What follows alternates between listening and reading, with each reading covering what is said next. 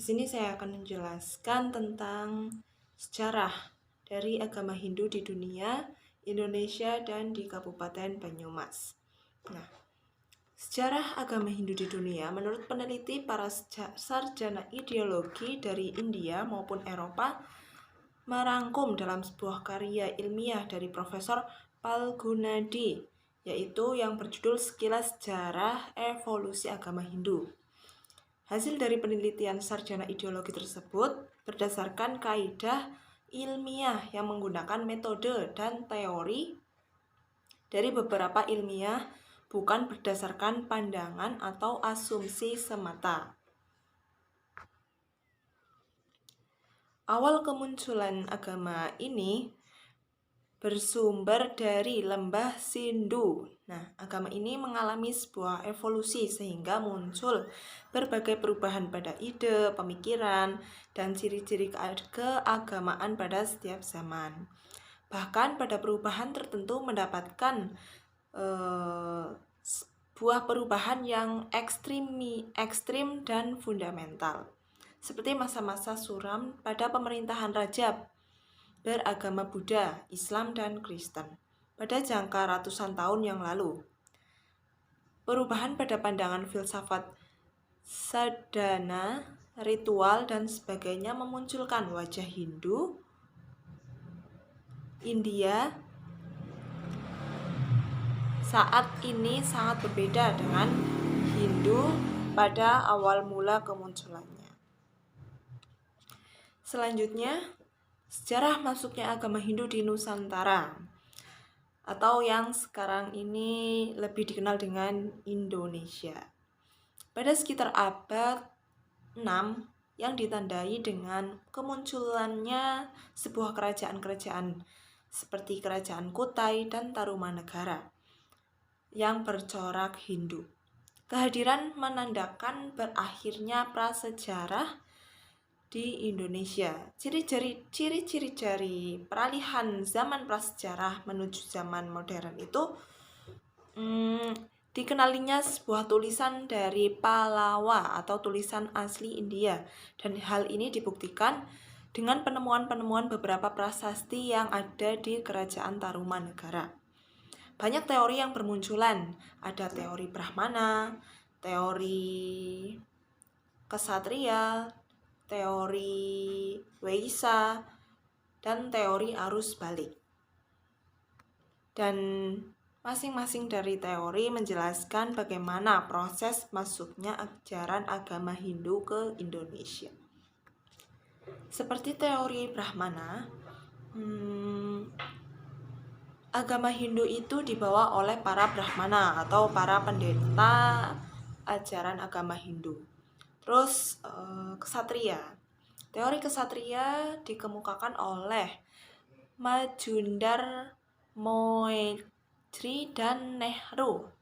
Mereka mengatakan bahwa agama Hindu dibawa oleh para prajurit yang ingin menaklukkan Indonesia.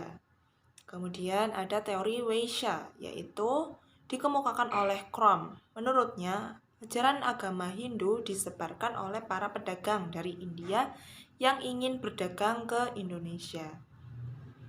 Nah, teori inilah yang paling kuat di antara teori-teori lainnya. Kemudian ada teori arus balik. Nah, jadi teori arus balik itu masyarakat Indonesia atau penduduk Nusantara itu pada saat itu pergi ke India berguru untuk ajaran Hindu, kemudian pulang membawa ajaran agama Hindu dan menyebarluaskannya. Selanjutnya, sejarah agama Hindu di Banyumas, lebih tepatnya di Desa Klinting, Kecamatan Somagede. Masuk pada tahun 1987-an.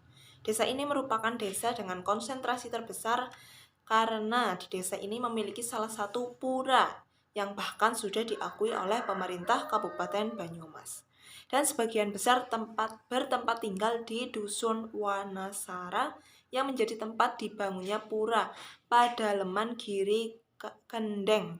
Nah, keunikan dari penganut agama ini itu para penganutnya justru bukan dari daerah lain dan itu memang asli dari daerah desa Klinting tersebut. Nah, kemajemukan dari hal budaya serta agama antara penduduk beragama Islam dan Hindu di desa ini tidak berpengaruh dalam kehidupan sosial mereka. Justru mereka selalu menjaga keharmonisan dan selalu toleransi antar umat beragama yang merupakan suatu kewajiban bagi penduduk di desa tersebut. Nah, cara beribadahnya pun berbeda dengan agama Hindu di daerah lain, karena penduduk di desa Klinting yang menganut agama Hindu ini sudah mencampur dengan kepercayaan yang sebelumnya. Kemudian mereka menjadikan akulturasi budaya antara Hindu dan Jawa. Di sini saya akan menjelaskan mengenai ajaran, ritual, serta hari besar yang terdapat di agama Hindu. Agama Hindu merupakan agama ketiga terbesar di Indonesia dengan jumlah sekitar 8.000 jiwa berdasarkan data dari Badan Statistik Republik Indonesia pada tahun 2010. Sebagai tempat ibadah pura di Indonesia, khususnya di Indonesia, banyak sekali dijumpai di Pulau Dewata atau Bali sebagai penganut terbesar umat Hindu di Indonesia tentunya. Adapun kebiasaan-kebiasaan dari umat Hindu yang dapat kita temui, yang pertama adalah mesodan, yaitu memberikan secangkir minuman yang diletakkan dengan dupa tentunya di luar rumah dan nantinya akan diletakkan pada pagi hari lalu diambil lagi pada sore harinya. Yang kedua adalah mesaiban, yaitu yaitu kebiasaan di mana saat proses memasak dan sebelum makan, maka pemilik rumah meletakkan nasi beserta lauknya di atas lembaran daun yang diletakkan di luar rumah sebagai bentuk dari rasa syukur. Dalam tradisi Hindu, terkenal dengan berbagai macam pujaan terhadap Tuhan, yaitu puja, pratana atau doa, japa, dan mantra. Pratana atau doa yang dilakukan boleh kapan saja, oleh siapa saja, dan di mana saja, tanpa ada aturan yang baku dan tidak terbatas pada permasalahan tertentu atau upacara tertentu. Puja atau sembahyang yaitu doa yang dilakukan baik sendiri, kelompok, maupun kolosal pada waktu-waktu tertentu dengan iringan mantra yang menyertainya. Japa ialah menyebut nama Tuhan secara berulang-ulang, sementara mantra ialah doa yang dipanjatkan dengan kata-kata yang diambil dari kitab suci Weda. Upacara yang dapat kita jumpai pada perayaan umat Hindu yaitu Hari Raya Nyepi. Tentunya hari raya ini sering kita dengar umumnya bagi umat non Hindu tentunya. Hari Raya Nyepi merupakan hari raya di mana umat Hindu diwajibkan untuk melakukan catur brata, yaitu penyepian yang dimulai dari amati geni, tidak menyalakan api, amati karya, tidak bekerja, amati lelungan, tidak bepergian, dan amati lelanguan atau tidak bersenang-senang. Tujuan utama dari hal ini adalah mengistirahatkan alam sekitar. Tahun baru Nyepi ini dilakukan selama 24 jam. Yang kedua adalah Hari Raya Pagerwesi. Hari Pagerwesi itu diambil dari kata pagar yang berasal dari besi yang melambangkan perlindungan kuat dari sesuatu yang berbahaya. Umat Hindu percaya bahwa pada hari ini adalah hari di mana untuk memagari diri dari sebuah kejelekan. Sembahyang ini ditujukan untuk Dewa Shiva atau Sang Yang Prameswari Guru. Hari raya ini dilakukan setiap 210 hari atau 6 bulan sekali dan dititik beratkan untuk pendeta. Yang ketiga adalah Hari Raya Galungan. Hari Raya Galungan sama dengan Hari Raya Bhagarwasi, yaitu dilakukan setiap 210 hari atau 6 bulan sekali. Dan hari raya ini dilaksanakan pada hari Rabu. Persiapan dilakukan 25 hari sebelum hari H dimulai. Di mana hari itu umat Hindu melakukan tumpek pengarek, yaitu penghormatan yang dilaksanakan oleh umat Hindu untuk memohon terhadap tumbuh-tumbuhan agar nanti bisa berbuah secara lebat. Hal yang dilakukan sebelum melakukan Hari Raya Galungan, yang pertama, penyekaban galungan, yaitu dilakukan pada hari Minggu, di mana kegiatan yang dilakukan adalah mematangkan buah yang digunakan untuk sesajen. Yang kedua, penyajaan galungan, dilakukan pada hari Senin, di mana kegiatan yang dilakukan adalah mempersiapkan jajanan Bali yang digunakan untuk sesajen pula. Dan yang terakhir adalah penyampahan galungan, yaitu dilakukan pada hari Selasa, di mana kegiatan yang dilakukan ialah menyiapkan hidangan masakan. Adapun kegiatan membuat sesajen ini dinamakan dengan metanding. Selain membuat sesajen, terdapat pula pembuatan penjor atau simbol yang diyakini sebagai simbol kesejahteraan dan kemakmuran. Di sini saya akan menjelaskan terkait populasi dan potret agama Hindu di dunia, di Indonesia, dan di Banyumas. Yang pertama, populasi dan potret agama Hindu di dunia. Agama Hindu di dunia memiliki lebih dari 1,2 miliar pengikut, sekitar 15-16% dari populasi dunia.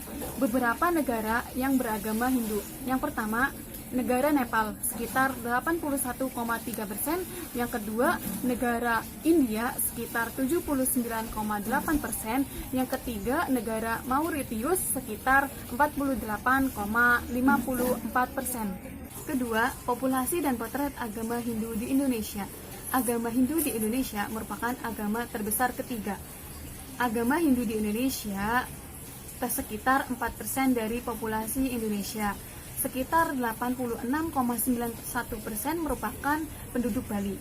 Beberapa provinsi yang beragama Hindu, yang pertama Provinsi Bali, yang kedua Provinsi Sulawesi, terutama Sulawesi Tengah, Sulawesi Selatan, dan Sulawesi Tenggara. Yang ketiga ada Kalimantan Tengah, dan yang keempat Sumatera Selatan. Ketiga, populasi dan potret agama Hindu di Banyumas. Di Banyumas terdapat 530 orang pemeluk agama Hindu, tepatnya di Desa Klinting, Somagede.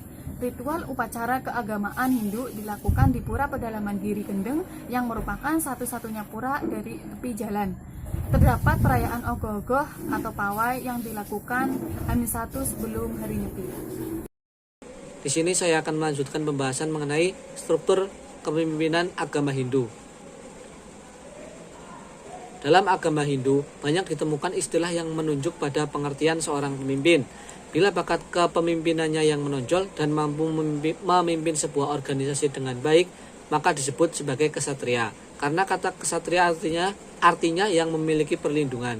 Demikian pula yang memiliki kecerdasan yang tinggi, senang terjun di bidang spiritual, ia adalah seorang brahmana. Demikian pula profesi yang lainnya seperti pedagang, pebisnis, petani, nelayan, dan sebagainya.